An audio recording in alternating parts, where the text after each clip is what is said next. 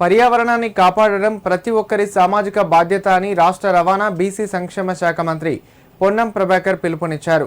ఢిల్లీ తరహా కాలుష్య దుస్థితి తెలంగాణకు రాకూడదనే ఉద్దేశంతో ముఖ్యమంత్రి రాష్ట్రంలో సున్నా ట్యాక్స్ ఈవీ పాలసీని తీసుకువచ్చారని తెలిపారు.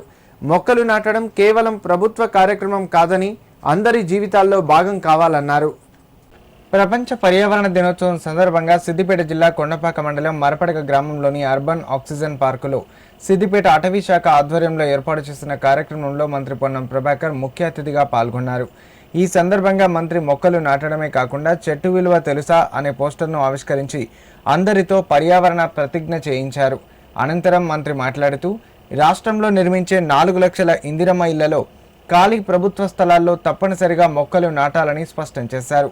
గ్రామాల్లో మొక్కల పెంపకం పర్యవేక్షణకు 5 సభ్యుల కమిటీలను వేశామని, కోతుల సమస్య నివారణకు పండ్ల మొక్కలకు ప్రాధాన్యత ఇవ్వాలని సూచించారు.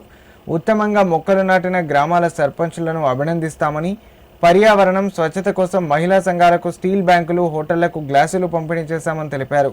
హుస్నాబాద్ మున్సిపాలిటీ అవార్డు అందుకోవడం గర్వకారణమన్న మంత్రి అందరూ ప్రకృతి రక్షకులుగా మారాలని పిలుపునిచ్చారు. ఈ కార్యక్రమంలో మెదక్ ఎంపీ రఘునందన్ రావు, జిల్లా collector Haimavathi, CP Rashmi Perumal, additional collector Lakshmi Kiran, గ్రంథాలయ సంస్థ చైర్మన్ దరిపల్లి చంద్రం పాల్గొన్నారు. పర్యావరణ దినోత్సవం మన దగ్గర ఎందుకు, ఇక్కడ ఈ యొక్క మొక్కలు నాటేది ఏంది అనుకుంటే ప్రపంచమే ఈరోజు ఒక కుగ్రామంగా మారిపోయింది. ప్రపంచంలోని దేశాలు, దేశాల్లోని రాష్ట్రాలు, రాష్ట్రాల్లో ఉన్నటువంటి గ్రామాలు ఈ విధంగా డిసెంట్రలైజ్ అవుతా ఉంటుంటే ఇండివిజువల్ పర్సన్ దాకా వస్తుంది. కాబట్టి ఇలా మనం మొక్కలు నాటుతా ఉన్నాం. ఈ మొక్కలు నాటే సందర్భంగా ఇప్పుడు తదుపరి ప్రతిజ్ఞ చేస్తారు. కానీ దయచేసి అందరూ కూడా మొక్కలు నాటడము మన జీవితంలో ఒక భాగస్వామ్యం కావాల్సిన అవసరం ఉంది.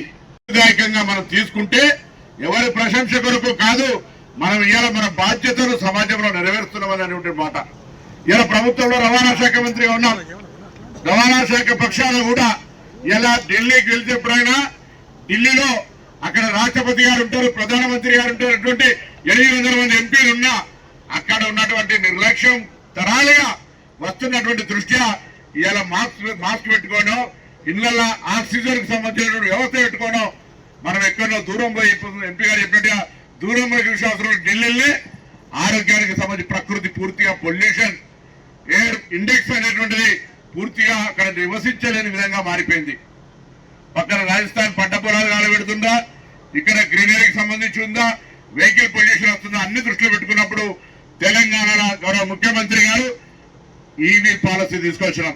ఇలా దేశంలో ఈవీ పాలసీ నెంబర్ 1 గా వాహన కాలుష్యాన్ని తక్కువ చేయడానికి మనం EV policy, vehicle tax, registration, 0 exemption మొత్తంగా ఎగ్జామ్షన్ చేసి ఇలా ఈ రాష్ట్రంలో పెరుగుతున్న పెట్రోల్, డీజిల్ ధరలకు అనుగుణంగా ప్రత్యామ్నాయంగా ఈవీ వాహనాలు వాడమని ప్రోత్సహించే విధంగా పర్యావరణాన్ని కాపాడడానికి పర్యావరణ హితం కొరకే ఈ నిర్ణయం తీసుకున్నామనే మాట మనం చేస్తాము. మనం మల్టిప్లై అవుతా ఉంది. ఎట్లా 2 × 2 4, 4 × 4 16 మల్టిప్లై అవుతున్నాం. కానీ మనకు కావాల్సిన భూమి పెరుగుతుందా, అంత మనకు కావాల్సిన గాలి పెరుగుతుందా, మనకు కావాల్సిన నీరు పెరుగుతుందా అనేది ఒకసారి ఆలోచించాలి. వెనకడికి మరపరగకపోతే ప్రతి ఇంటి ముంగట ఒక చాద బావి ఉంటుండేనా? బావిలోకి వెళ్ళి నీళ్ళు ఈజీగా చదువుకునేటోళ్ళు. ఇలా ప్రతి ఇంటి ముంగట 500 ఫీట్లు వేస్తే కూడా బోరింగ్ లో నీళ్లు వస్తలేవు. భూగర్భ జలాలు పడిపోయినాయి అంటున్నాం. రాత్రిపూట ఎండాకాలం వస్తే అరుగుల మీద పడుకుంది. ఇలా ఎవరైనా అరుగుల మీద పడుకుంటున్నారా? మా భూమని ఉన్నాడు మరపడగా సీనియర్ నాయకుడు. మరపడగా ఎప్పుడు వచ్చినా ఏ పల్లెటూరుకు అయినా మేము కూడా అరుగుల మీదనే పడుకున్నాం. ఎండాకాలం వస్తే డాబాల మీద పడుకునేటోళ్ళు. ఇలా డాబాలు లేవు, అరుగులు లేవు, బాయిలు లేవు. మొత్తం ప్రకృతిని అంతా మనం అంతా డిస్టర్బ్ చేస్తా ఉన్నాం. ఇదంతా ఎందుకు జరుగుతుంది అంటే పెరుగుతున్న జనాభా అవసరాల కోసం ఇండ్లు కావాలి, రోడ్లు కావాలి.